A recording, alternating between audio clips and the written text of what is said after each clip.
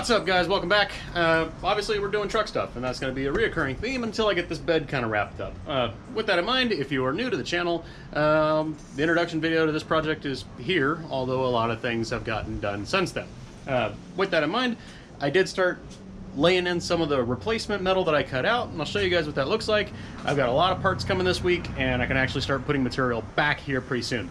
So let me show you what I got going on. So not a whole lot's changed between the last video and now, but I did get the corner put in place and start kind of getting an idea of where some of my framing is going to go for the new outside of the bed.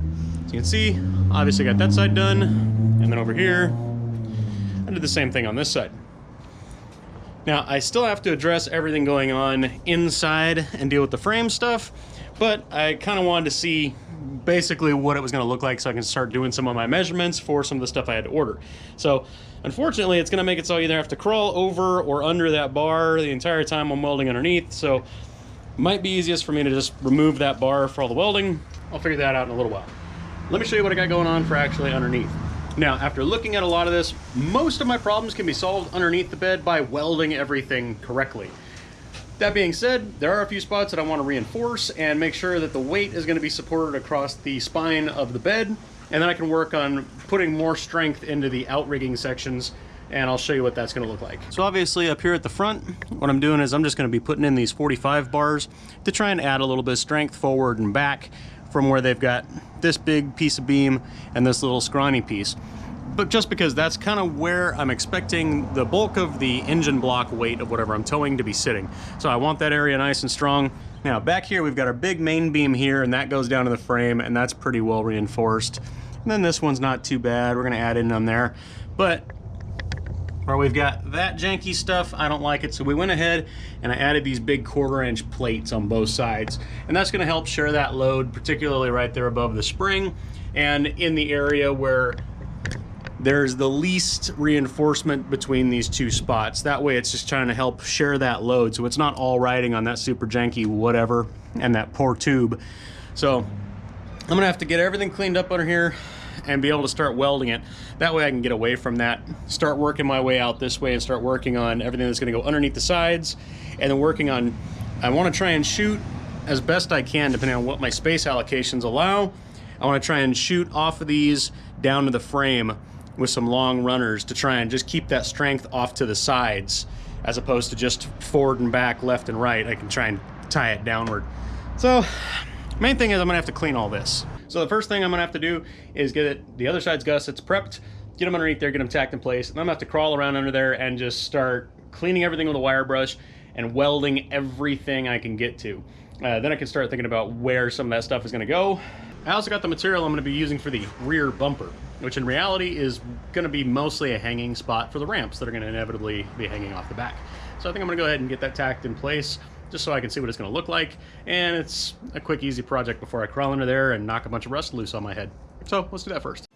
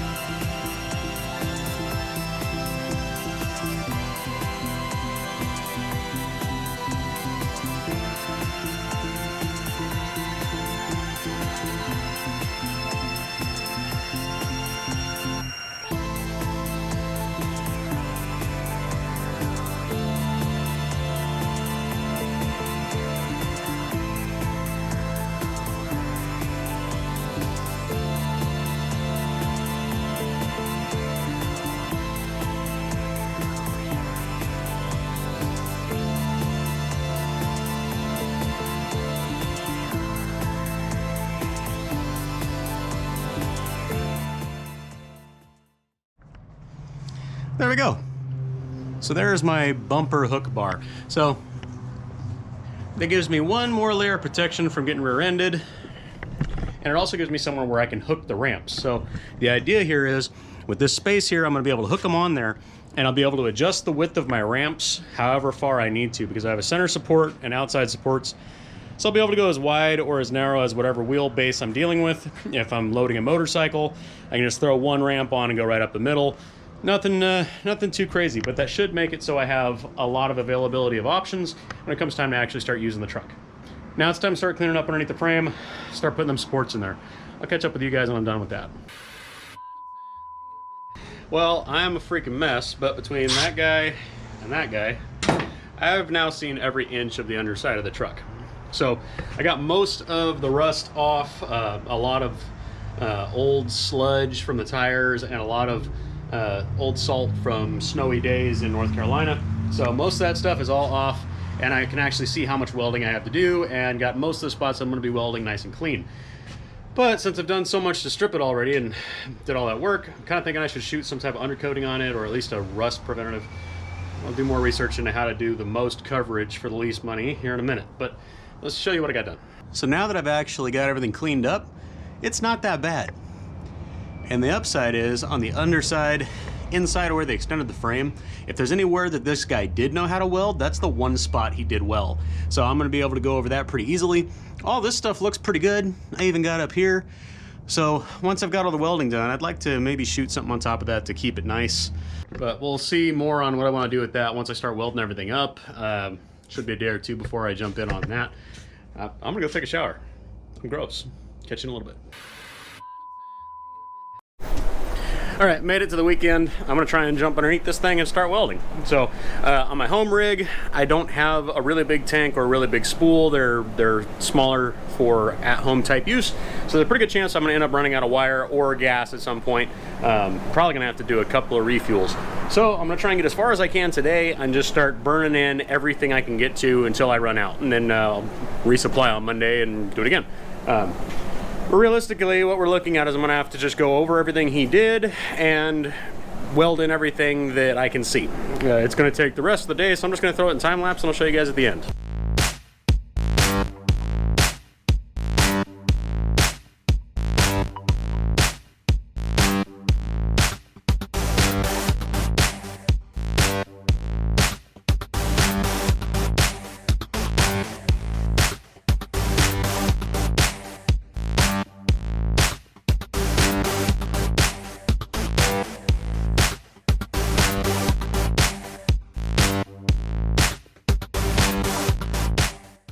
So now, always in the vein of trying to figure out what to do next to try and not step on my own feet later, I think what I need to do is go through and undercoat the stuff that I just welded and throw some paint on it. Mostly because once I put the fuel tanks and the boxes and everything in the way, it's going to be impossible for me to get back to those places that are currently raw steel. And we saw what leaving everything raw did for the previous owner. So I think I need to go ahead and get some undercoating, shoot everything that I can get to, and then build out from there knowing that that stuff is safe. So I think I'm on the hunt for undercoating. Let's see if I can find something. Okay, so I went and cleared out the local auto parts store and found what I was looking for. So I did some research, and this is the product that I chose to use. Rust-Oleum Pro Grade Undercoating. Now, I liked the finish on it, and it was affordable. I was able to get it locally, so I think this is what I'm going to be using. And I'm going to go ahead and hit everything underneath there in an attempt to try and preserve it a little better so I can start building out from there and not have to worry about going back and doing it. So let me show you what it looks like when it's done. Okay, so I'm thoroughly unimpressed with the coverage of that Duplicolor undercoating. I was only able to get a little section of the frame actually done with the 5 cans. So after looking at the square footage of everything, it was going to take like another 20 cans at 10 bucks a can to just paint the underside of this thing. So that's not going to work.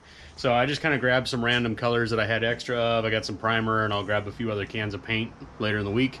But I'm just covering up the raw metal so it doesn't continue to rust or get worse. But you're never going to see that. So let me show you what it looks like. It'll be the last time anyone ever really sees it. So here we go. So there it is. That looks a lot better. Still got to do over the tire and everything behind it, but at least now Now all that stuff in front of the tire is nice and protected, and I can move forward. So I think I'm going to actually get to start working on putting the boxes in, which I'm really excited about. So I'm going to swap my gas bottle and jump to it. So after doing a bunch of research on what I wanted to do about a storage solution, I was able to find some boxes that are going to work for me. Now there's a lot of room here so that we can do pretty much anything you want, and that's the problem with being creative, is you got to try and stick with a plan, otherwise you get way off the rails. So we could have done full-size cabinets, could have done slide-out drawers, so on and so forth. I went with the cost-effective and simplistic route, and this is what I got. I was able to find these cab underboxes on eBay, and realistically, they cost less than the labor and material that was used to make them. I can't make these as cheaply as I was able to buy them. They do lock. They got latches. They're not crazy heavy duty. They are just aluminum, so I'm not adding a bunch of weight either. But you'll notice that this is a 24, and that corresponds between the distance I have here and this is 42, which gives us a little room on the end there. So I think what I'm going to do is, this sticks out about 2 inches, and I want the face to be a little more flush and give it more strength.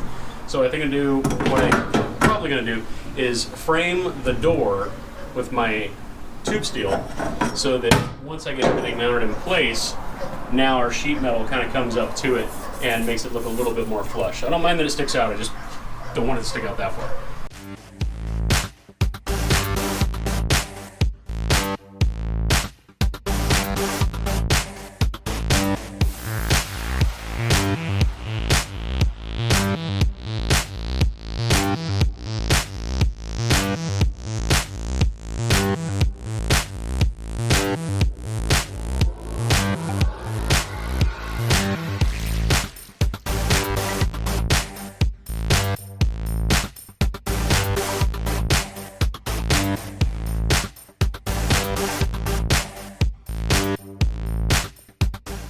So I jumped ahead a little bit here. Working underneath, there's a really tight space. It's kind of hard to film things while you're doing stuff. So obviously I got the front frame laid out, and then what I've done is I have to try and support the back side of the box. And that doesn't have to be anything too super exotic, I don't think, because I'm not going to be putting a ton of weight in these things. But what I've done is I took angle iron. You can see that I've come up under the corner of the box on both ends, and I shot it back. And then underneath here, I've done the same thing on the back side, and I've got one long run of angle, and then let me spin around on the inside. I just took some 2-inch 3/16 strap at the middle of each box and welded it directly to the bottom of the bed, and I think that's going to be plenty fine for what I'm doing.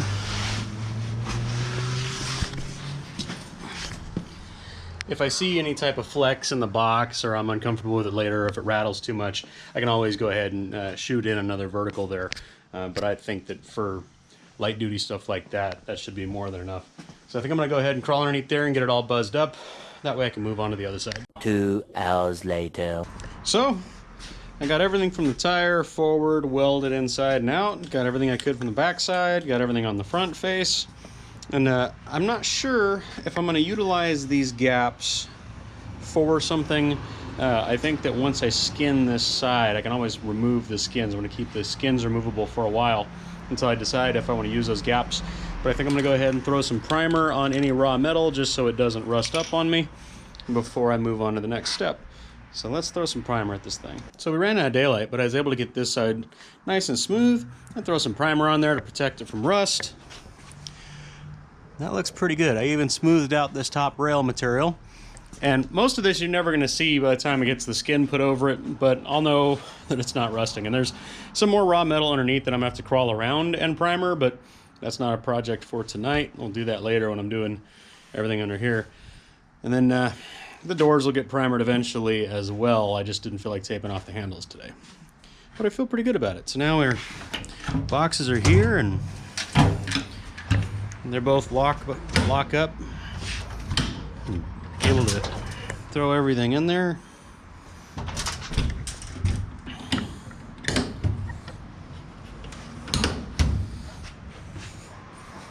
Now that's a step in the right direction. I think that pretty much does it for this one. So if you haven't subscribed already, please do so now. That way I know that you're following along to see what we attack next. Because obviously I've got to do the entire other side with the fuel system and all that stuff. I have the whole back bumper I got to do. I got to finish making the trailer hitch receiver. I got to skin everything out. And that's not even starting to talk about everything I'm going to have to do to the surface of the bed. So lots to do. Please follow along. And that's pretty much it. Wagon out.